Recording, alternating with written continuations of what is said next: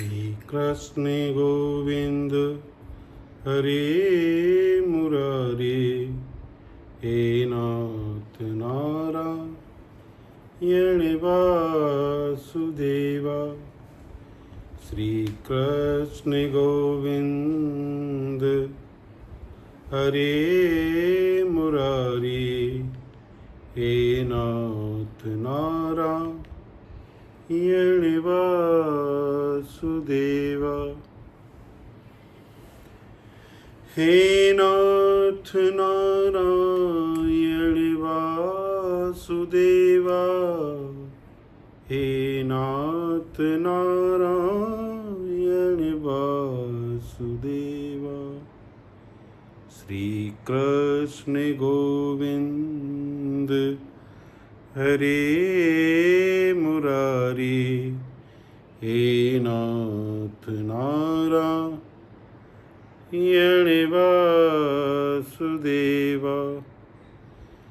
हे नाथ नारायण वासुदेवा, हे नाथ नारायण वासुदेवा।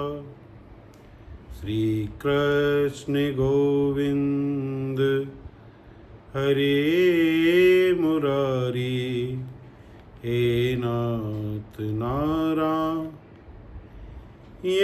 वासुदेवा। गोविंद मेरी यही प्रार्थना है, भूलूं न मैं नाम कभी तुम्हारा। निष्काम होकर के दिन रात गाऊं, हे नाथ नारायण वासुदेवा। श्री कृष्ण गोविंद हरे मुरारी, हे नाथ नारायण वासुदेवा। हे नाथ नारायण वासुदेवा, हे नाथ नारायण वासुदेवा। श्री कृष्ण गोविंद हरे मुरारी, हे नाथ नारायण वासुदेवा। हे नाथ नारायण वासुदेवा, हे नाथ नारायण वासुदेवा। श्री कृष्ण गोविंद हरे मुरारी, हे नाथ नारायण वासुदेवा। गोविंद मेरी यही प्रार्थना है, भूलूं न मैं नाम कभी तुम्हारा। निष्काम होकर के दिन रात गाऊं, हे नाथ नारायण वासुदेवा। श्री कृष्ण गोविंद हरे मुरारी, हे नाथ नारायण वासुदेवा।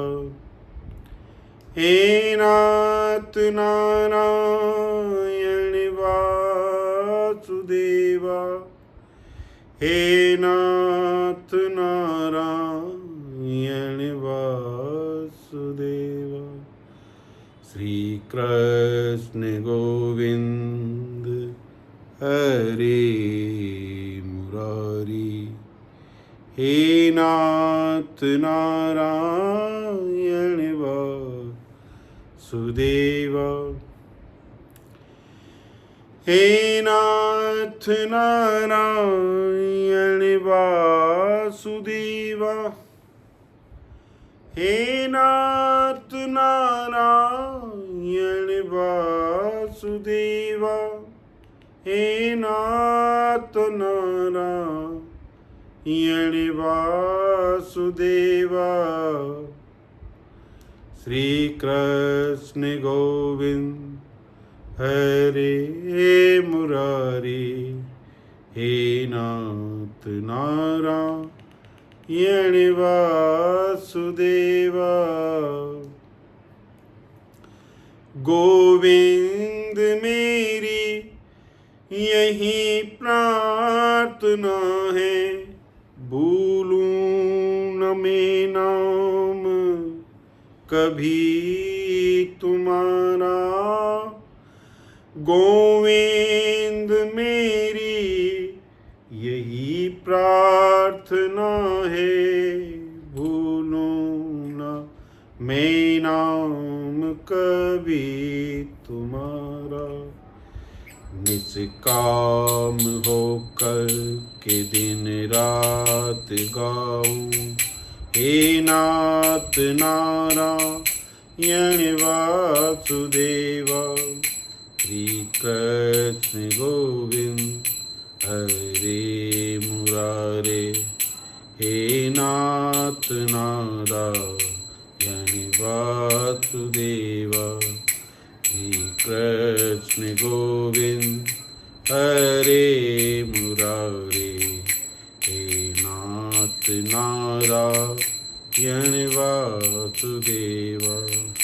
हे नाथ नारायण वासुदेव। हे नाथ नारायण वासुदेव।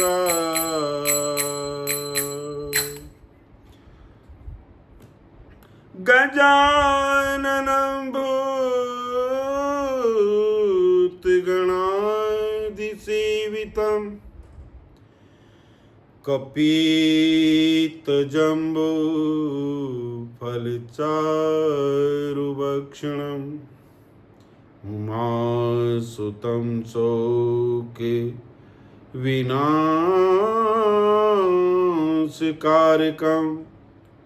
नमामि विघ्नेश्वर पाद पंकजम। बोली गजानंद महाराज की जय। जय जय श्री राधे। बोलो बंसी वारे की जय हो। कैसे हैं आप सब? आशा करते हैं आप सब लोग अच्छे होंगे। आइए अभी जो हमें संदेश आपके प्राप्त हुए हैं उनका वाचन करते हैं। सर्वप्रथम आज जो संदेश हमें प्राप्त हुआ वो देवनीति जी पाठक काशी बनारस से, और लिखते हैं राधे राधे राधे राधे राधे राधे राधे। गुरु जी खुश रहिए, प्रसन्न रहिए और भगवान की भक्ति आपके ऊपर सदैव ऐसे ही अपनी कृपा दृष्टि बनाए रखें और जरा व्याधि आदि और सांसारिक क्लेशों से उनमें अपनी आसक्ति से आपको रहित करके अपनी विरक्ति प्रदान करके और भजन करने का अवसर प्रदान करते रहें। आशा किरण लिखते हैं राधे राधे गुरु जी, खुश रहो बेटा, प्रसन्न रहो। और किशोर कुमार रंजन, अनीता भारती लिखते हैं राधे राधे, खुश रहो बेटा, प्रसन्न रहो। तो सज्जनों, इस संसार में क्या है ना, भगवान से भी बड़ा भगवान का नाम है, ऐसा एक मत है। और एक मत का मतलब एक मत नहीं है, एक ही मत है, सबका यही मत है। और जो भगवान का नाम है। तो मेरा मत कुछ और है कि जो आप पूरे जीवन भगवान का नाम लें, उससे भी बड़ा यदि आप एक पल भर के लिए सत्संग कर लें तो वो उसके बराबर ही होगा, कम नहीं होगा। सत्संग उससे भी बढ़ के है। यानी मेरा मत ये है कि भगवान का जो सत्संग है, भगवान के जो संतों की जो गाथाएं हैं, भगवान के चरित्र की जो गाथाएं, भगवान की जो लीला की गाथाएं हैं, उनकी कृपा की जो गाथाएं हैं, उनकी दया की जो गाथाएं हैं, कथाएं हैं, यदि उनको हम मन लगा के पल भर के लिए भी सुन लें तो जन्म जन्मांतर के पापों से हमारे को पाप नष्ट हो करके और हम भगवान के निमित्त हो जाते हैं। तो आप कहोगे कि भाई आप इतना अलग बात क्यों करते हो, तो मैं उसका आपको स्पष्ट करूंगा। मधु भारद्वाज लिखते हैं, राधे राधे गुरुजी, कोटि कोटि प्रणाम। खुश रहो बेटा। कल एकादशी है। कौन सी एकादशी है? योगिनी एकादशी है ना। तो ये योगिनी एकादशी है और योगिनी एकादशी बहुत ही महत्वपूर्ण एकादशियों में से एक होती है। इसको सभी लोगों को करना चाहिए। और एकादशी तो आज 7 बजे के बाद से ही लग गई, लेकिन ये जो एकादशी है हमें उदया तिथि की चाहिए होती है। तो कल ये 4:30 बजे तक रहेगी, प्रातः 4:30 बजे तक। उसके बाद में द्वादशी लग जाएगी, लेकिन हम उदया तिथि को मानते हैं तो कल ही करेंगे। और आप कहोगे कि कल उगती हुई तिथि में तो कोई एकादशी है ही नहीं। तो सज्जनों, वो उसकी भोर में तो है, यानी उसकी उषा काल में है, उसकी उषा बेला में है, तो वैसा भी हम कर सकते हैं, है ना।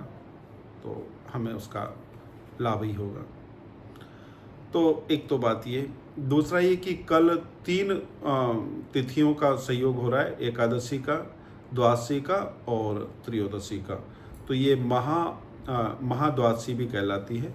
और महाद्वादशी यानी कि जिसमें 100 एकादशी करने का जो पुण्य फल है वो आपको प्राप्त हो जाता है। तो ये कल आपको जो है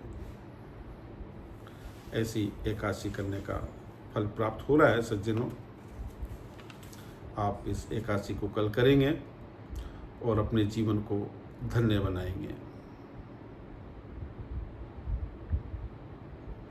तो आप सब लोगों से प्रार्थना है कि कल आप जो है उस एकादशी को अवश्य करें। जय हो।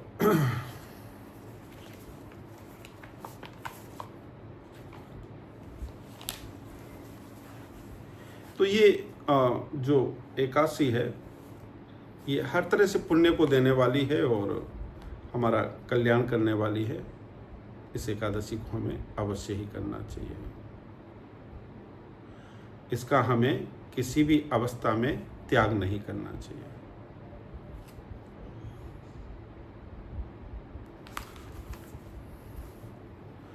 तो ये योगिनी एकादशी है। आषाढ़ कृष्ण मास की जो योगिनी एकादशी है उसका महात्मा आपको बता देते हैं। सज्जनों, कुबेर महाराज भगवान शंकर को प्रसन्न करने के लिए उनकी पूजा करते हैं। तो एक उनका जो माली है उसको ये आज्ञा है कि तुम्हें प्रतिदिन भगवान को चढ़ने वाले फूल लेकर के आना है। तो वो फूल तोड़ करके लाता और उनको भेंट करता। एक दिन क्या हुआ कि वो थोड़ा ऐसा था कि पत्नी में उसकी बड़ी आसक्ति थी और पत्नी उसकी बहुत रूपवती थी और उसमें बड़ी उसकी आसक्ति थी और उसमें वो आसक्त रहता था हमेशा। तो उसको किधर से भी पत्नी दिख जाए तो फिर अब वो ये अपने काम को ही भूल जाता था, मैं क्या काम करने के लिए जा रहा था क्या नहीं था। वो थोड़ी बहुत देर बस पत्नी से ही हास ठिठोली हैं, आमोद प्रमोद ये सब संवाद करने में समय नष्ट कर देता था और अपनी सेवा को भूल जाता था। हिम नाम का वो माली जब कुबेर को इस तरह से पुष्प लाने में एक दिन उसको विलम्ब हो गई तो उन्होंने शाप दे दिया कि जाओ धरती पे तुम जो है पत्नी से वियोग होकर के तुम जन्म लो और वहीं पे रहो, बिना पत्नी के ही तुम्हें वहाँ पर रहना होगा। तो इसने उनके पांव पकड़ लिए कि प्रभु मुझे क्षमा करो, मेरा कैसे कल्याण हो उसके लिए आप मुझे कुछ बताइए। तो उन्होंने कहा कि चलो ठीक है, तुम्हें ये तो लेना ही पड़ेगा जन्म तो, लेकिन जन्म लेकर के तुम शीघ्र ही पुनः अपने इस लोक में आ जाओगे और अपनी पत्नी से भी मिलोगे, लेकिन तुम्हें उसके लिए वहाँ कलयुग में योगिनी एकादशी, आषाढ़ कृष्ण मास की जो योगिनी एकादशी है उसका तुम्हें उपवास करना होगा। तो इसने यहाँ जन्म लेकर के फिर योगिनी एकादशी का उपवास किया। तो इसका नाम ही देखो कितना सुंदर है, योगिनी। तो योगिनी वो ऐसे जो वो योगिनी योगी जो होते वो वाली योगिनी नहीं, ये योग कराने वाली है। ये वियोग हो गया था ना पत्नी से, तो इस एकादशी के करने से उसे अपनी पत्नी का पुनः प्राप्ति हुई, तो इसलिए इसको योगिनी एकादशी कहते हैं। इस एकादशी के उपवास करने से सज्जनों 88,000 ब्राह्मणों को, वो भी काशी के वेद पाठ करने वाले ब्राह्मणों को भोजन कराने का, झिमाने का फल प्राप्त होता है यदि कोई योगिनी एकादशी को व्रत करता है तो, उपवास करता है तो। अब जो एकादशी आएगी वो देवशयनी एकादशी आएगी, तब की बात तब करेंगे। लेकिन एकादशी आज हमारा जो विषय है वो एकादशी ही है, और एकादशी का महत्व है, एकादशी की महिमा है कि एकादशी की महिमा क्या है। आइए इस पे कुछ और भी चर्चा करते हैं। तो सज्जनों, एकादशी की अद्भुत महिमा है, अद्भुत इसका जो है इसका अपना महत्व है, और हर व्यक्ति को अपने जीवन में एकादशी उपवास करना ही चाहिए। अवश्य करके, प्रयास करके करना चाहिए, कुछ भी हो जाए लेकिन करना चाहिए। और आज के दिन पंढरपुर में बहुत जोर का मेला लगता है एकादशी के दिन। और ये जो संत ज्ञानेश्वर जी की जो वारकरी जो संप्रदाय है, वारकरी जो उनकी एक परंपरा है, तो वो वारकरी जगह जगह से वारकरी संत लोग चलते हैं, और जिस भी गांव से गुजरते हैं उस गांव के लोग भी उसमें शामिल हो जाते हैं। और फिर वो ऐसे वहाँ पर लाखों लोग पहुँचते हैं, और भगवान के घंटों तक प्रतीक्षा करने के बाद में एक पल दो पल की झांकी प्राप्त करने के लिए वो वहाँ पर पहुँचते हैं और उनका दर्शन का लाभ लेते हैं। तो ये बहुत बड़ा इसका महत्व है सज्जनों। महाराष्ट्र में इसको बड़े धूमधाम से मनाया जाता है, और अद्भुत इसकी महिमा है। योगिनी है, योग कराने वाली है। और एक सज्जन थे जो बता रहे थे, बहुत पहले की बात है, कि साहब हमारा विवाह हुआ है तब से अनबन रहती है, और तलाक की नौबत आ गई है, पत्नी अपने मायके चली गई है, और किसी तरह का कोई, तो अब हमारे राम जी तो यही है कि भाई हम कुछ जानते ही नहीं तो क्या बताएं। लेकिन वो लोग बहुत ही ज़्यादा जिद करने लगे कि भाई कुछ तो बताइए, कुछ तो बताइए। तो बस यही सूझा भैया, योगिनी एकादशी का उपवास करो तो तुम्हें लाभ हो जाएगा। अब उनने तो क्या किया कि हर एकादशी को ही उपवास प्रारंभ कर दिया, और जब योगिनी एकादशी आई तो जिस दिन योगिनी एकादशी थी उसी दिन उनके घर की भी योगिनी वहाँ पर आकर के प्रकट हो गई। वो लिवाने भी नहीं गए, वो स्वयं ही आ गई।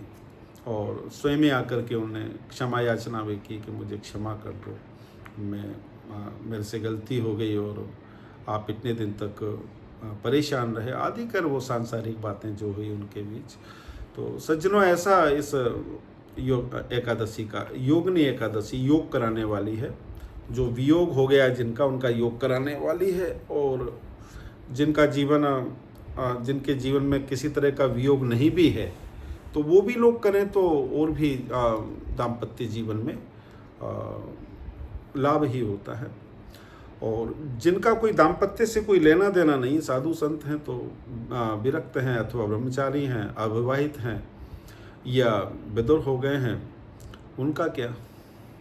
तो उनका हरि से योग कराती है ये, है ना, भगवान से मिलाती है। भाई इसका तो काम योग कराना है, आपको क्या चाहिए, जिसको जो चाहिए उसका वो योग कराती। तो एक वणिक थे, वो बोले कि महाराज मेरे को तो कुछ नहीं, ना पत्नी में मन लगता, ना बच्चों में लगता, ना भगवान में लगता, मेरा तो पैसा रोकने में ही मन लगता है। तो भैया तुम यही करो, तुम्हारा इसी में लाभ होगा। तो उन्होंने भी बताया कि मुझे वास्तव में इससे लाभ हुआ है और बहुत लाभ हो गया। मैं एक वैसे टूटी सी दुकान लगाता था, लेकिन अब अच्छा खासा मेरा अपना काम हो गया है। मेरे 4 बच्चे हैं, चारों ही दुकान लगाते हैं, 5वां मैं स्वयं लगाता हूँ। पत्नी भी घर पे से जो है ऑनलाइन बिजनेस करती है। तो हमारा सबका 6 दुकानें हो गई हैं और लड़कियों की भी अच्छी जगह विवाह हो गए हैं। तो वास्तव में ये कहने सुनने वाली बात नहीं है, ये वास्तव में इन चीज़ों का लाभ होता है, करना चाहिए। उमाशंकर जी सोनी, राधे राधे गुरु जी, खुश रहिए। उमाशंकर जी कैसे हैं आप? आशा करते हैं आप अच्छे होंगे। गुरु जी के चरणों में बारंबार नमन चाहो। तो उमाशंकर जी, आज हम एकादशी का जो महिमा है थोड़ा उस पर चर्चा करेंगे, और इसकी चर्चा आप सब लोगों को सुनना चाहिए। तो सज्जनों, भगवद अनुरागियों, ये योगिनी एकादशी, आपको इसका प्रयास करके व्रत उपवास करना चाहिए, और जो करता है उसको इसका लाभ होता है। यदि आप जितनी भी समय तक जाग सकें रात्रि को, और जाग करके थोड़ा कीर्तन करें तो और भी बड़ी महिमा है। सज्जनों, कीर्तन भी सत्संग में ही आता है ना, वो भी सत्य का ही संग है ना। कैसे कहोगे आप कि भाई ये सत्संग है? तो आपने सुना नहीं, वो रामायण की बड़ी चौपाई, फेमस चौपाई है क्या? अरे बहुत सुंदर चौपाई है, और जो स्पष्ट करती है कि जो है भगवान का जो कीर्तन है वो सत्संग ही है ना। और सत्संग बहुत बड़ा महत्व रखता है अपने आप में।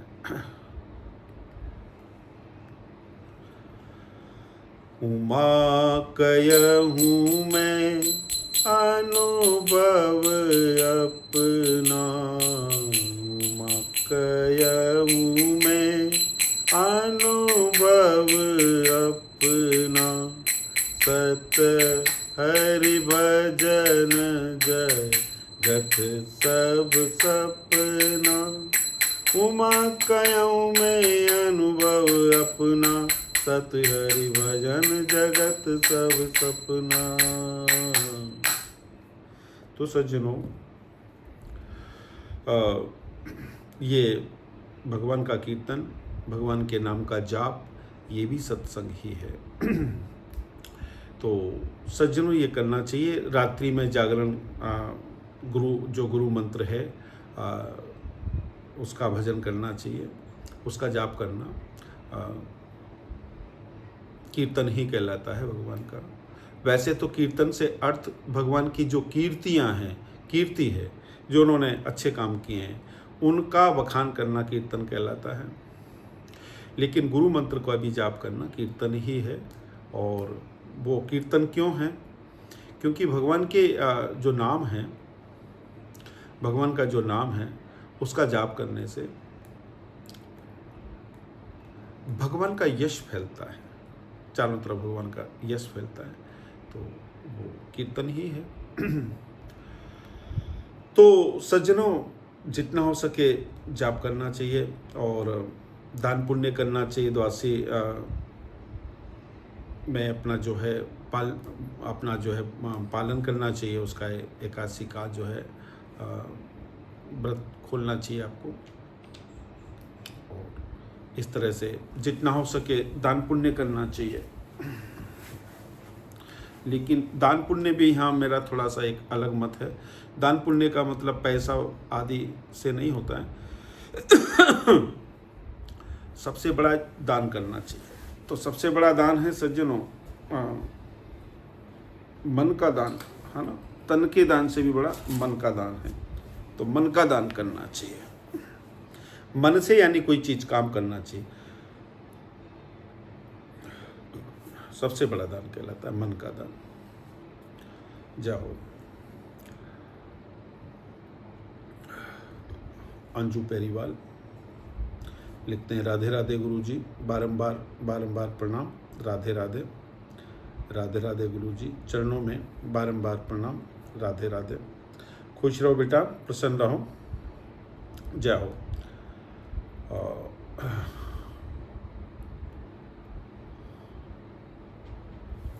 अजीत कुमार मीना लिखते हैं, राधे राधे गुरुजी, कैसे हो अजीत जी,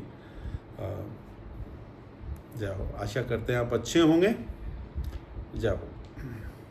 तो हम आज एकादशी की महिमा का के ऊपर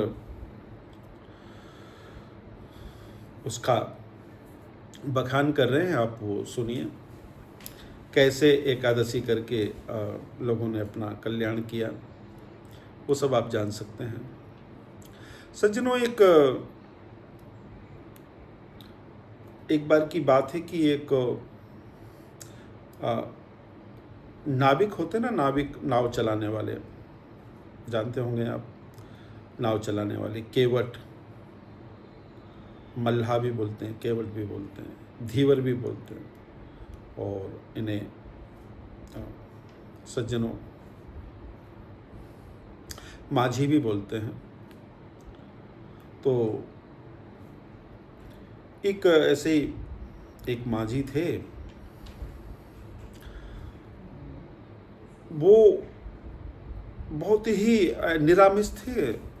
ऐसे नाव चला, किसी तरह का मतलब उनका जो खान पान था वो गंदा नहीं था, अच्छा खान पान था, और नाव चलाते थे। और उनको छोटा सा उनका अपना एक घर था, और छोटा सा अपना एक उनका छोटी सी उनकी एक खेती थी, वो किया करते थे वो। तो वो अपना इस प्रकार से अपना आजीविका चलाया करते थे और अपना पालन करते थे।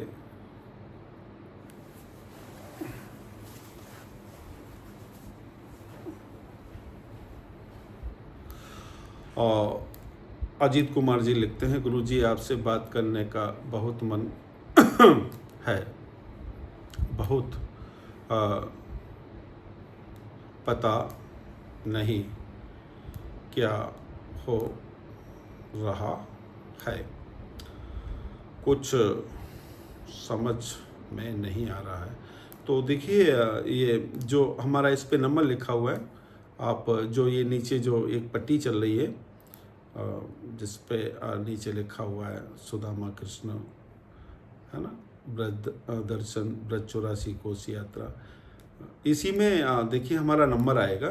तो आप उस नंबर को नोट कर लेना, और वो अगर ये देखिए आ गया है 741 742 42 51, आप इस पे हमारे को बात कर सकते हैं और इस विषय में बात कर सकते हैं। दूसरी प्रार्थना ये है कि अपना जो अपने उद्गार हैं, अपने भाव में यदि आप उन्हें हिंदी में लिख सकें तो ज़्यादा अच्छा होगा। जय हो। चैनल को सब्सक्राइब नहीं किया हो तो चैनल को सब्सक्राइब कर लें। हमारा चैनल का भी इसमें आपको आ रहा है ये @संत सुदामा, ऐसा करके आप, या संत सुदामा आप अपने मोबाइल के यूट्यूब के स्पीकर पे बोलोगे तो हमारा चैनल प्रकट हो जाएगा, उसे सब्सक्राइब कीजिएगा, बड़ा अच्छा होगा, हमें प्रसन्नता होगी व्यक्तिगत। तो सज्जनों, वो जो थे मल्लाह नाव चलाने वाले। तो वो उनको कुछ पेट में कुछ पीड़ा होने लगी, तो उन्होंने कुछ दिन तक तो उसको ऐसे ही सहन किया। इसके बाद में जब असहनीय हो गया तो फिर चिकित्सालय गए और वहाँ जा कर के जांच कराई, तो पता लगा कि कैंसर, और कैंसर भी बहुत विलम्ब हो गया बाबा आपको, तो अब तो आपका कुछ नहीं, बस अब अपने घर जाओ और बस भगवान का भजन करो, कुछ नहीं हो सकता। चौथी अवस्था हो गई कैंसर की। घर वाले घर ले आए, अब वो अपना सब कुछ बेच भी दे तब भी उसका कोई लाभ नहीं होना था। तो उन्होंने कहा घर वालों से कि भाई अब ठीक है, आप हमें स्पर्श ना करें और हम आपको स्पर्श ना करें, अब हम तो अपने खेत पे ही कुटिया बना के वहीं भजन करेंगे, और आप जो है बस हमें भूल जाओ,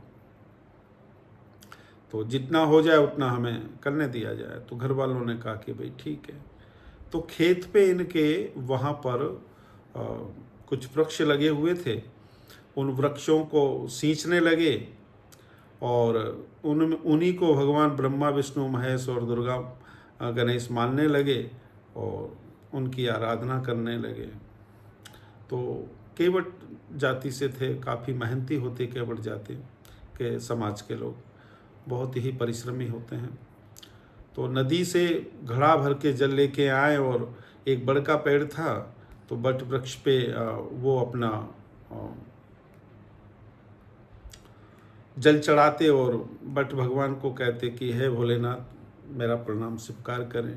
ऐसे ही पीपल को जल चढ़ाते और मटका भर के और पीपल से कहते हैं नारायण मेरा प्रणाम स्वीकार करें। ऐसे ही पाखर को जल चढ़ाते और कहते हैं ब्रह्मा जी मेरा प्रणाम स्वीकार करें। और एक नीम का पेड़ था, तो कि हे गौरी गणेश आप मेरा प्रणाम स्वीकार करें, उसे देवी गणेश का उसमें भाव रखते। तो सज्जनों क्या हुआ कि वो वैसे ही वहाँ पे भजन करते और अपना वहीं पर रहते। घर वाले उनके लिए वहाँ पे कभी दही, कभी छाछ, कभी दूध, ऐसे कुछ, और ज्वार बाजरे की जो भी रोटी होती, मक्का की, गेहूं की जो भी होती वो लेके आ जाते। वो उसी में चूर करके रोटी को उसको पा लेते एक दो और बस भजन करते, कोई चिंता नहीं करते। सज्जनों कुछ ठाकुर जी की ऐसी कृपा हुई कि वो जो उनको कैंसर का जो फोड़ा था पेट के अंदर वो फूट गया, और उनको फूटने के बाद में ऐसा कहा जाता है कि अगर कैंसर का फोड़ा फूट जाए तो फिर अब वो क्या है पूरे शरीर में अपने विष को फैला देता है और फिर तो बचना और भी असंभव हो जाता है। लेकिन वो फूट गया और फूटने के बाद में सज्जनों धीरे धीरे इनको स्वास्थ्य लाभ होने लगा और एक दिन ऐसा ही अवस्था है कि ये पूर्ण रूपेण स्वस्थ हो गए। तो फिर ये अपने घर आए और घर वालों को बताया कि मेरा फोड़ा ठीक हो गया है, और फिर डॉक्टर को जा कर के दिखाया तो चिकित्सक ने कहा कि अब इनको उस तरह की कोई व्याधि नहीं है, ये पूर्ण रूपेण स्वस्थ हो चुके हैं। तो सज्जनों इन्होंने भगवान से एक वादा किया था, प्रॉमिस किया था। वो क्या? वो ये कि अगर मैं अब जीवन भर आपका भजन करूंगा और ठीक हो गया तब भी करूंगा। वैसे तो ठीक होने की कोई उम्मीद नहीं है, लेकिन अगर हो गया आपकी कृपा से तब भी मैं जीवन भर भजन ही करूंगा और कुछ नहीं करूंगा, क्योंकि मैंने देख लिया कुछ भी नहीं है, सब ऐसे ही है, पूरा संसार कुछ नहीं रखा है। तो मैं तो भजन ही करूंगा। अब वो ठीक हो गए तो वो बोले घर वालों से कि भाई अब मैं तो विरक्त दीक्षा लेना चाहता हूँ। तो वो भक्तमाली जी के पास में पहुँचे और भक्तमाली जी ऐसे विरक्त दीक्षा अचानक देते नहीं थे, लेकिन उनको उन्होंने विरक्त की दीक्षा दी और उनका नामकरण कर दिया और उनका नाम हो गया गणपति दास। तो गणेश दास के नाम से उनको लोग जानते और यहीं पर वो रहने लगे और अपने गुरु की सेवा करने लगे। तो सज्जनों कुछ दिन ऐसे गुजरे उनके और अपने गुरु जी से बोले कि गुरु जी अब मेरे को तो क्या है ना कि थोड़ा सा यहाँ पे कम मन लगता है, तो मैं थोड़ा सा यहाँ से बाहर जाना चाहता हूँ। तो बोले कि कहाँ जाना चाहते हो? कहा कि मैं चाहता हूँ कि मैं ओरछा चला जाऊँ। तो वहाँ ओरछा, 2 नदियों के बीच में एक हनुमान जी का मंदिर है।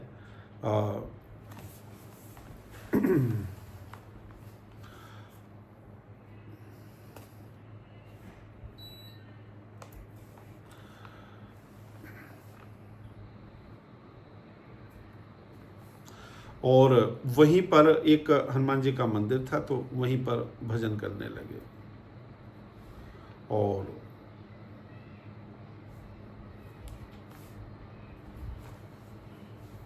वहीं पर भगवान का भजन करने लगे। और वहीं पर उन्होंने क्या किया, करीबन 2 बीघे ज़मीन में तुलसी जी बोली, और तुलसी जी की रोज़ डेली घड़े से जली नदी से जल लाते और सेवा करते। और नेहा बिटिया लिखती हैं, राधे राधे गुरु जी, खुश रहो बेटा, प्रसन्न रहो। जसवंत सिंह जी लिखते हैं, राधे राधे, खुश रहिए। और अजीत कुमार मीणा जी लिखते हैं, गुरु जी आपने मुझे पहचाना नहीं। कोई बात नहीं बेटा, पहचानने की बात अपन बाद में कर लेंगे, अभी थोड़ा सत्संग है। आपको फ़ोन नंबर है, उस पर बात कर लेना मेरे से, प्लीज़ कर लेना, लेकिन है ना। ओम जी गालो लिखते हैं, राधे राधे गुरु जी, प्रणाम, खुश रहिए। ओम जी आप आ गए, बड़ा अच्छा लगा, बहुत ही अच्छा लगा। और जब सत्संग से आप लोग जुड़ते हैं तो हमें बहुत अच्छा लगता है ना। जाओ ओम जी गालो, राधे राधे, प्रणाम गुरु जी, खुश रहिए, प्रसन्न रहिए, जाओ। तो सज्जनों, ये वहाँ पर ऐसे 2 बीघे 2.5 बीघे ज़मीन में इन्होंने तुलसी जी को बो लिया, और तुलसी जी का जो है तुलसी पत्र वहाँ राम जी को, ओरछा में राम जी सरकार विराजमान है, वहाँ तोपों से सलामी लगती है आज भी उनको, और बड़ा उनको जो है मनाया जाता है। कुंवरी गणेश जो बाई है, जो मधुकर शाह जी की अर्धांगिनी धर्मपत्नी, वो राम जी की बहुत बड़ी उपासिका रही, और वो राम जी को वहाँ से लिवा के लाई थी अपने भक्ति के दम पे। तो उस विषय में अपनी चर्चा हो गई है। तो सज्जनों, वो भी आप जिसने नहीं देखा वो खोज करके देख सकते हैं, मधुकर शाह जी का चरित्र उसमें आ जाएगा। तो सज्जनों, एक दिन की बात है कि निर्जला एकादशी थी, और वहीं पर जो वो हनुमान जी का मंदिर था, वहाँ पे कुछ संत आदि वास करते थे। तो ये वहाँ तुलसी सेवा करने जाते थे, तो ये पहुँचे नहीं, तो संतों को थोड़ी चिंता हुई। पूरे शरीर में 12 तिलक, जटाजूट, दाढ़ी, हाँ, और सुवर्णी और हजार दानों की माला को हजारी माला कहते हैं, तो वो माला साथ में रखते ही है ना। रिंकल ठाकुर, राधे राधे गुरु जी, खुश रहो बेटा, प्रसन्न रहो। मैं इन रोज में जाती हूँ, मैं रोज लेट हो जाती हूँ, कोई बात नहीं बेटा। अगर आपको ये आभास है, कोई यही बात नहीं, किसी भी अपराध का यदि आपको आभास होता है कि हमसे ये अपराध बना है, तो वो क्षम्य हो जाता है। लेकिन कब होता है क्षम्य? जब आपको उसका अंदर ही अंदर आपको चिंतन हो कि अरे मेरे से गलती हो गई। तो बस आपने ऐसे बोल दिया ना कि गलती हो गई, तो गलती हो गई, तो आप कुछ भी बोलते हो तो कोई सुनने वाला भी तो होता होगा ना, तभी तो बोलते होंगे। कि कोई के बिना सुने ही आप ऐसे बोल दोगे, ऐसे कोई नहीं बोलता। कोई सुनने वाला होता है तभी बोला जाता है। अच्छा, आपने देखा भी होगा, आप जब भी बोले हो, कब बोले हो आप? जब कोई सुनने वाला है। वो चाहे आपका मित्र हो, प्रेमी हो, चाहे शत्रु हो। शत्रु को भी गाली दी है, कुछ भी दी है, तो वो सामने होता तभी तो उसको गाली देते हो आप, है ना। और ऐसे ही मित्र है तो जब होता है तो उससे बात करते हैं। तो ऐसे ही सज्जनों, कभी कभी हम अपने आप में बात करते हैं, तो कोई अपने आप में बात करते हैं तो फिर उस टाइम कौन होता है सुनने वाला? अंतर में ही वो परमात्मा बैठा हुआ है, वो सुनता है उस समय हमारी बात को। तो आपने जब कह दिया कि गलती हो गई, अरे, तो आपकी गलती उसी समय क्षमा हो जाती, तो रिंकल बेटा कोई बात नहीं। लेकिन ये कि गलती को दोहराओ मत, गलती एक ही बार हो, बार बार नहीं होना चाहिए। और आगे चलते हैं सज्जनों। ये निर्जला एकादशी के दिन आए नहीं, तो बहुत इनकी तलाश की गई, तो सबने कहा कि अरे वो जो तुलसी क्यारी है उसमें जा कर के देखो। तो वहाँ देखा तो निर्जला एकादशी के दिन ये तुलसी क्यारी में वहाँ बैठे हुए हैं, और एक हाथ में सुवर्णी है और एक हाथ में वो हजारा जो माला है, 1000 तुलसी के दानों की। और देखते ही देखते इन्होंने सभी संतों के सामने वहीं पर प्राण त्याग दिए। तो सज्जनों, कैसी सदगति पाई इन्होंने, जो एक बहुत हाई लर्नेट, काफ़ी क्वालिफाइड, बहुत विद्वान होकर के आदमी ये नहीं समझ पाता, उस विद्या से उसको उस विद्या ने उसे ये ज्ञान नहीं दिया कि रे मूर्ख, काम तो राम ही आएंगे अंत में, काम तो तेरे को भगवान ही आएंगे, नारायण ही आएंगे, गोपाल जी आएंगे, तो उनको भज ले। लेकिन वो उसकी सारी विद्या का वो सारी विद्या उसे इतना, या उसकी सारी समझ, या उसकी हाई इंटेलिजेंसी, कुछ भी उसे इतना अगर नहीं समझा पाती तो सारी की सारी विद्या उसकी व्यर्थ है, किसी काम की नहीं है ना। तो सज्जनों, इस प्रकार से उन्होंने अपना शरीर छोड़ दिया, और एकादशी उनको निर्जला एकादशी का फल मिला। एकादशियों में भी निर्जला एकादशी को अपना शरीर छोड़ने का उनको फल मिला। तो आइए सज्जनों, हम एकादशी के एकादशी से जुड़ी हुई एक कथा और आपको सुनाते हैं। सुनिए आप लोग ध्यान से। सज्जनों, एक बार की बात है कि एक संत थे, हरिराम बाबा के मित्र थे वो। तो वो संत क्या है, महंत थे। लेकिन मूलतः तो संत ही थे, महंत तो बाद में बने। संत महंत में क्या होता है कि जो किसी आश्रम का मुखिया हो जाता है उसको महंत कहने लगते हैं, बस इतना ही होता है, बाकी तो संत ही होता है। तो ये कहीं के ऐसे मुखिया थे, और वहाँ ये जो है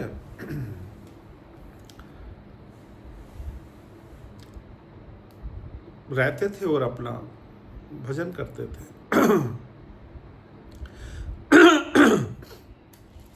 क्षमा। तो सज्जनों, इनसे एक अपराध हो गया। अपराध क्या हो गया? अपराध ये हो गया कि ये किसी ऐसी स्त्री के संपर्क में आ गए जो नहीं आना था, और उससे उसके संपर्क संबंध में ये रहे। तो इन्होंने अपना अपराध हरे राम जी को बताया भी कि मेरे से ऐसी गलती हो रही है। तो हरे राम जी ने इनको बताया कि महाराज, आपको ऐसा नहीं करना चाहिए। लेकिन वो है ना कि मनुष्य को अगर कोई एक बुराई लग जाती है तो वो आसानी से छूटती नहीं, जाती नहीं। तो उसके कुछ समय बाद में इनकी मृत्यु हो गई। तो सज्जनों, वो जो परिस्त्री के संपर्क में आए, ये कुछ समय के लिए आए थे, और इसके बाद में वो संपर्क छूट गया। छूट ऐसे गया कि इनका शरीर ही छूट गया, यानी इनकी मृत्यु ही हो गई उसके थोड़े ही दिन बाद। तो एक दिन हरे राम जी अपना जो है संध्या उपासना कर रहे थे, तो वहीं पर इनको, हरे राम जी को, वही सज्जन, वही महात्मा जो वो पल स्त्री के संपर्क में आ गए थे, उनकी बात कर रहे हैं। वो उनके सामने आए और घोड़े पे बैठे हुए हैं और पगड़ी बांधी हुई है और बड़ा तेजस्वी शरीर उनका दिखाई दे रहा है।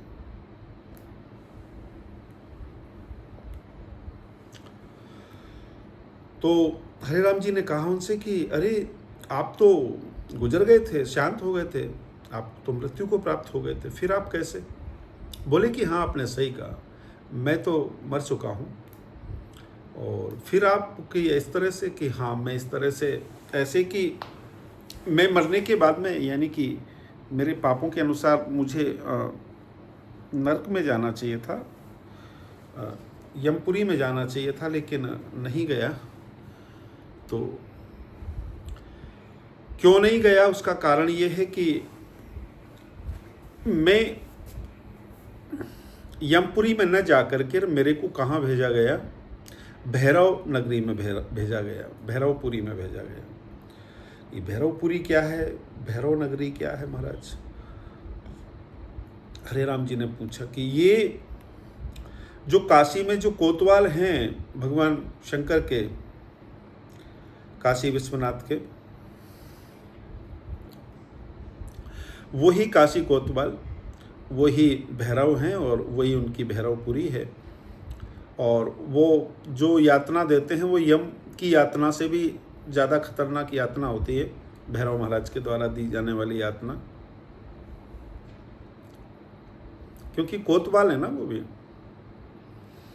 यमराज जी भी कोतवाल हैं और ये भी कोतवाल हैं। तो बड़े मामले जो होते हैं जो यमराज जी से भी नहीं समझते, वो फिर भैरव जी के पास में आते हैं।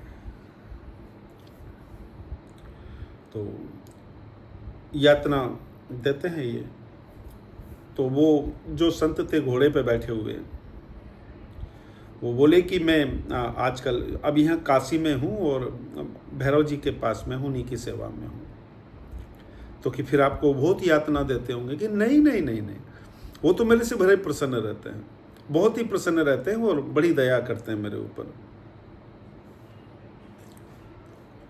तो कि आपके ऊपर वैसे दया क्यों करते हैं? कि हाँ मैंने पूछा था उनसे, तो उन्होंने बताया कि भाई ठीक है तुमसे अपराध हुआ है, तो हम तुम्हें फिर भी सजा नहीं दे सकते। कारण ये कि तुम शरणागत हो, तुम भगवान के शरण हो चुके हो, चाहे भली तुमने पाप किया। ये बात ऐसी हो गई सज्जनों कि जैसे कि कोई मिलिट्री में जो मिलिट्री के जो फौजी होते हैं, सेना के फौज के जो फौजी होते हैं, उनसे चाहे भली अपराध हो जाए, फिर भी जो हमारी जो संसार की जो अदालत होती है, हमारे देश की जो अदालत होती है, उसमें उनको अरेस्ट नहीं किया जाता। हमारे यहाँ की पुलिस उन्हें गिरफ्तार नहीं कर सकती, नहीं, उनको कोई कुछ नहीं कर सकता। चाहे भले उनने किसी को मार ही दिया, कुछ भी कर दिया, तो कि क्या उनको कोई सजा ही नहीं होती? होती है। पर कहाँ होती है? उनको सजा उनकी ही कोर्ट होती है और उन्हीं के अपने सिपाही होते हैं, वही लोग उनको पकड़ सकते हैं। आम आदमी या आम पुलिस उनको कुछ भी नहीं कर सकते। अगर किसी ने कुछ किया या पकड़ा तो उल्टा उनके ऊपर कानून सजा हो जाएगी। तो ऐसे ही जो भगवान के भक्त होते हैं ना, या यूँ कहिए कि जो भगवान के शरण हो गए हैं, चाहे भली से उनसे अपराध भी हो गया, तब भी उनको यमराज सजा नहीं दे सकते। उनको भैरव जी के पास रखा जाता है। जैसे ये एक ऐसी बात हो गई जैसे वो बाल होते ना बाल अपराधी, तो उनके लिए सुधार गृह में रखा जाता है। तो ये भैरव जी का सुधार गृह है, इस तरह से वहाँ उनको कुछ दिन के लिए रखा जाता है। तो हरे राम जी बोले कि भाई तुम मेरे से क्या चाहते हो, मेरे पास क्यों आए? और अभी तुम ये सब घोड़े पे बैठ बैठ के कहाँ से आ रहे हो? ये सब तुम संत हो, घोड़े पे क्यों बैठे हो? कि मैं नंदनवन से आ रहा हूँ अभी। कि नंदनवन तो स्वर्ग में है? कि हाँ वहीं से आ रहा हूँ। कि तुम वहाँ क्या करने गए थे? कि मैं वहाँ जो ये जो भैरव जी हैं उनके लिए पुष्प लेने गया था,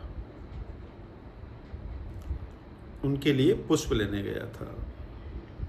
कि अच्छा, कि हाँ, तो कि मुझे दिखाओ। तो उन्होंने उनको हरे राम जी को पुष्प दिखाए।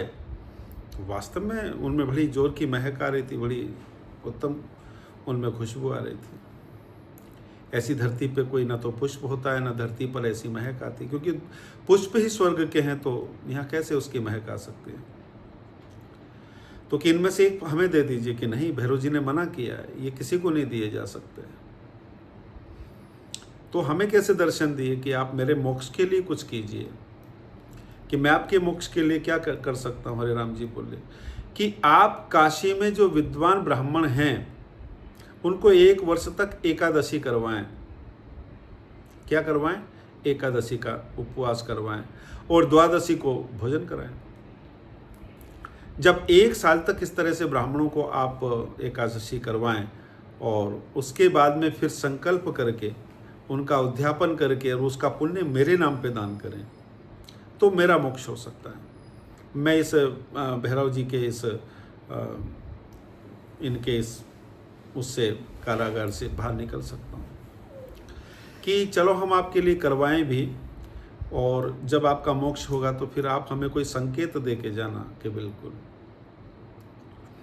तो काशी में उनके लिए व्यवस्था करवाई गई और 12 महीने तक उनके नाम पे ब्राह्मणों को भोजन कराया और द्वादशी को भोजन करवाया, एकादशी को उपवास कराया, फलार कराया। उस दिन दोनों दिन दक्षिणा दी गई। 1 साल पूरा होने पर फिर उसका सज्जनों उद्यापन करवाया, और उद्यापन करने के बाद में प्रभु प्रेमियों वेदोक्त रीति से वो सारा पुण्य का फल उनको प्रदान किया गया। तो जैसे ही उनको पुण्य का फल प्रदान किया तो वही फूलों की खुशबू जो नंदनवन के जो फूल लेकर के वो आते थे, उसी तरह के फूलों की खुशबू फैल गई और वो वहाँ पर प्रकट होकर के उन्होंने दर्शन दिए। हरी हरी तुलसी की मालाएं धारण किए हुए हैं और भगवान के नाम का जाप कर रहे हैं। और प्रभु प्रेमियों बहुत ही उनकी आँखों से प्रेम की अश्रुधारा बह रही है और अत्यंत उनकी काया जो है निर्मल हो गई है और उनका स्वर भी बहुत ही धीमा हो गया है और बहुत ही मधुर वाणी में वो राम नाम का जाप कर रहे हैं। और बोले कि देखो सामने विमान आ गया है, अब हमें जाना होगा। और ये एकादशी मैया की कृपा से ये सब हुआ है और आपके प्रयास से ये हुआ है। तो एक पर नारी के संग से मेरे को नरक तो नहीं मिला, लेकिन फिर भी नरक जैसा ही भैरवपुरी में मेरे को वास करना पड़ा, जहाँ की मुझे साकेतपुर जाना चाहिए था। मैं राम भक्त हूँ तो मैं वहाँ से वंचित हो गया, लेकिन अब मैं ये राम जी के विमान में बैठ कर के अब मैं साकेतपुरी जा रहा हूँ। तो सज्जनों, इस प्रकार से वो एकादशी के दिन वो जो प्रेत बन गए थे संत, वो भी यमपुरी से, भैरवपुरी से बच करके और साकेतपुरी चले गए। ये एकादशी का अपना महत्व है सज्जनों। गुरु नाम, जो गुरु मंत्र होता है, उसका जाप करते रहना चाहिए, हमेशा करते रहना चाहिए। इसे 4 प्रकार से किया जाता है। बैखरी बोल करके, मध्यमा होठों से, और पश्यंती, ये आपको इसमें ना तो बोलना है ना आपको होठ हिलाना है, आपको जो है जागते हुए इसको बोलते रहना है। और परा में तो वो अवस्था आ जाती है कि आप चाहे सोए हों, चाहे जागे हों, चाहे किसी से बात कर रहे हों, माला हो या ना हो, फिर भी आपके मुख से अपने गुरु मंत्र का जाप होता रहता है, वो परावस्था है। तो ये 4 इसके प्रकार बताए सज्जनों। लेकिन अपने जो गुरु नाम है उसका जाप मनुष्य को करते रहना चाहिए और इसकी बड़ी अनन्य महिमा है, इसका बड़ा फल है। लेकिन बात ये है कि आप सोच रहे होंगे कि कभी तो आप जाप करने की बात करते हो, कभी सत्संग करने की बात करते हो, इसका क्या मतलब है? सज्जनों, ये जो जाप करने की बात है ये उन लोगों के लिए है जो गुरुमुखी हैं, सबके लिए नहीं। जो सब लोग हैं जो गुरुमुखी नहीं है और वो नाम लेंगे तो ऐसा नहीं कि उनको लाभ नहीं होगा, लाभ अवश्य होगा, है ना। लेकिन महालाभ प्राप्त करने के लिए तो सत्संग ही करना पड़ेगा। ये बात आप ऐसे समझ सकते हो कि एक व्यक्ति को बहुत सारे चिलगोजे मिल जाएं, तो चिलगोजे के ऊपर कठोर छिलका होता है सज्जनों। विश्व का सबसे महंगा मेवा होता है चिलगोजा। तो वो उसको देख करके समझेगा ही नहीं, जानेगा ही नहीं। तो कोई कह दे कि अरे ये महत्वपूर्ण है, इसको संभाल के रखना, ये महत्वपूर्ण है, इसको संभाल के रखना, ये बहुत काम के, इसको संभाल के रखना, तो वो क्या संभाल करके रखेगा, दबाव में रखेगा बस। और जब उसे कोई समझाए कि चिलगोजा है, ये विश्व का सबसे महंगा मेवा है, इससे बड़ा कोई महंगा नहीं है, इससे बड़ा कोई पुष्टिवर्धक नहीं है, धातुवर्धक नहीं है, बलवीर्यवर्धक नहीं है, ये हर तरह से शक्ति संपन्न है, शक्ति को बढ़ाने वाला है, तो तुम्हें इसी का प्रयोग करना है, तो भैया फिर तो व्यक्ति उसको ध्यान से रखेगा ना। तो ये जो सत्संग है ये भगवान और भगवान के नाम की महिमा को बताता है हमें। और जब हम भगवान के नाम की और भगवान की महिमा को समझ जाते हैं तो फिर हमारे को सज्जनों फिर भगवान का नाम जाप करने का लाभ होता है, अन्यथा नहीं होता है। और उसमें हमें रस आने लगता है, इससे पहले नहीं आता है ना। पूरा समय कब आता है? जब हम भगवान के नाम का जाप करते हैं। लेकिन जाप कैसे?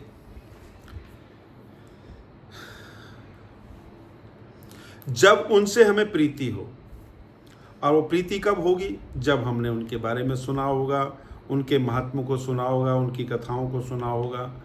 तो ये जो सत्संग है ये उनकी महिमा का बखान करना हमें वो उसकी बखान से, जब हम उसके बखान को सुनते हैं तो सज्जनों भगवान के प्रति हमारे हृदय में गहरी प्रीति उमड़ती है।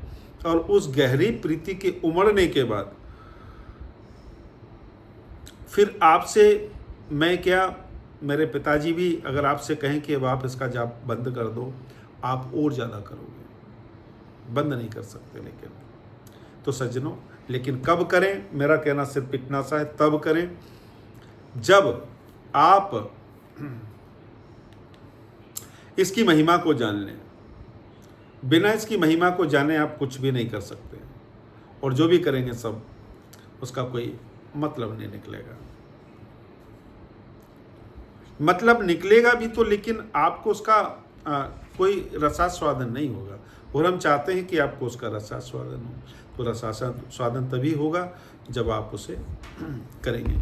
एक बार तुलसीदास जी को एक वो मिल गया, कपाली जानते हो, मरघट की साधना करता है, किसी भी मुर्दे की खोपड़ियों को लेकर के डोलता रहता है काले कपड़े पहन करके। तो वो कोई भगवान का भजन नहीं करता था, ना कोई सत्संग करता था, कुछ नहीं, न कीर्तन करता था। बस वो कपाल को लेकर के और वो खोपड़ी को लेके अलग निरंजन ऐसे खोपड़ी किसी की तरफ कर दे, ऐसे वो तुलसीदास जी की तरफ ऐसे खोपड़ी को करके बोला कि अलग निरंजन। तो उन्हें उसके प्रति करुणा जागी। किसके प्रति? उस कपाली के प्रति। तो वो बोले, हम लख हमई हमार लख, हम लख हमई हमार लख, हम लख हमही हमार लख, हम हमार के बीच तुलसी अलख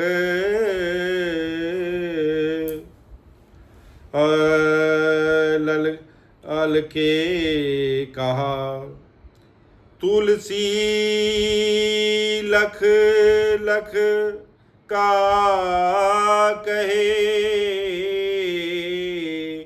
राम नाम भजे नीच।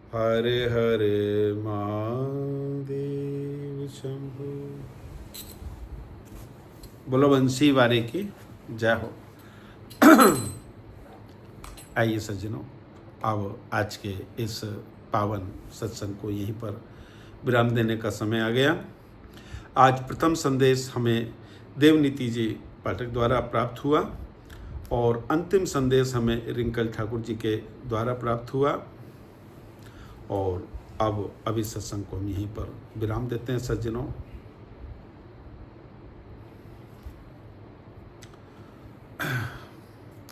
जय जय श्री राधे। नमः पार्वती पते, हर हर महादेव। आप उदित रहें, मुदित रहें, प्रसन्न रहें, गुनगुनाते रहें, मुस्कुराते रहें और हमेशा प्रसन्न रहें। सज्जनों, आप वो सब करें जिसका नाम भला है, आप वो बिल्कुल ना करें जिसका नाम बुरा है।